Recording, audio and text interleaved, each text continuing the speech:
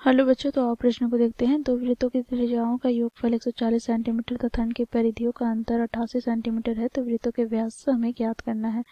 तो दिए गए प्रश्न की मुख्य अवधारणा की बात करें तो बच्चों देखो यहाँ पर वृत्त की परिधि ज्ञात करने का सूत्र होता है 2 गुनी पाई आर, जहाँ पर बच्चों आर क्या होता है तो वृत्त की त्रिज्या। तो इस मुख्य अवधारणा की सहायता से हम दिए गए प्रश्न को हल करेंगे। बच्चों देखो यहाँ पर प्रश्न में हमें दो वृत्त दिया गया है, तो हम यहाँ पर मान लेते हैं, माना पहला वृत्त की त्रिज्या बराबर स्मॉल आर तथा दूसरे वृत्त की त्रिज्या बराबर कैपिटल आर। बच्चों देखो इन दोनों वृत्तों की त्रिज्याओं का योगफल क्या है, 140 सेंटीमीटर। तो यहाँ से हम कह सकते हैं small r plus capital R बराबर क्या हो जाएगा 140 सेंटीमीटर। अब बच्चों देखो इनकी परिधियों का अंतर 88 सेंटीमीटर है, तो यहाँ पर हम पहले वृत्त की परिधि की बात करें तो क्या हो जाएगा, तो यहाँ पर हम लिखेंगे तथा इनके परिधियों का अंतर बराबर 88 सेंटीमीटर।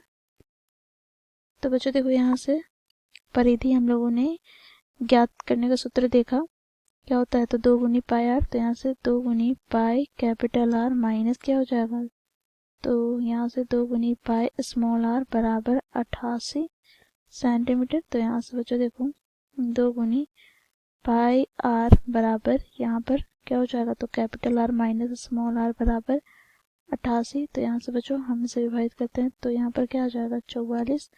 तो यहाँ से बच्चों देखो पाई बराबर क्या हो जाएगा, तो capital R minus small are बराबर 44। पाई का मान हम 22/7 ले लेते हैं, तो 22/7 गुना capital R minus small are बराबर 44। तो यहाँ से बच्चों देखो 22 से काटेंगे 2 बार में, तो यहाँ से हमें प्राप्त हो जाएगा capital R minus small are बराबर 7 दूनी 14 सेंटीमीटर। ठीक है। अब बच्चों देखो यहाँ पर हम लोगों ने देखा कि small r plus capital R बराबर 140 सेंटीमीटर, इसे समीकरण 1 दे दिया, और यहाँ से बच्चों देखो इसे समीकरण 2 दे दिया।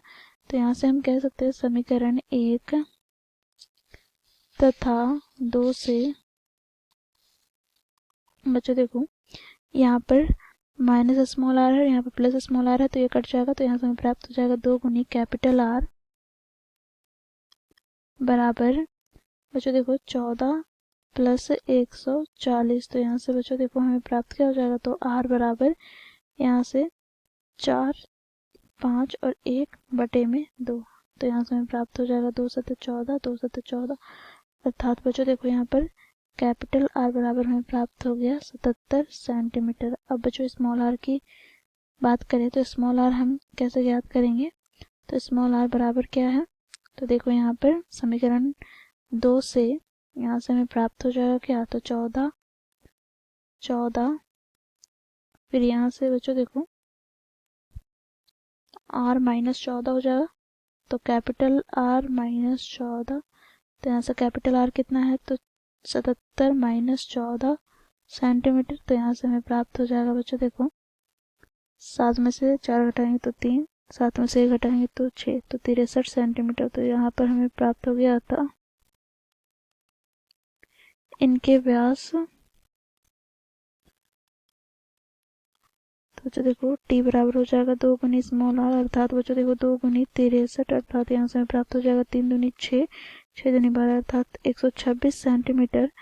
तथा दूसरे वृत्त का व्यास अर्थात कैपिटल डी बराबर हमें प्राप्त हो जाएगा 2 गुनी कैपिटल आर बराबर 2 गुनी 77, अर्थात बच्चों देखो 7 दूनी 14, एक हाथ में 7 दूनी 14 और एक 15, अर्थात 154 सेंटीमीटर। तो इस प्रकार बच्चों हम लोगों ने मुख्य अवधारणा की सहायता से दिए गए प्रश्न को हल किया। आशा करती हूँ आप लोगों को यह प्रश्न समझ में आया होगा। धन्यवाद।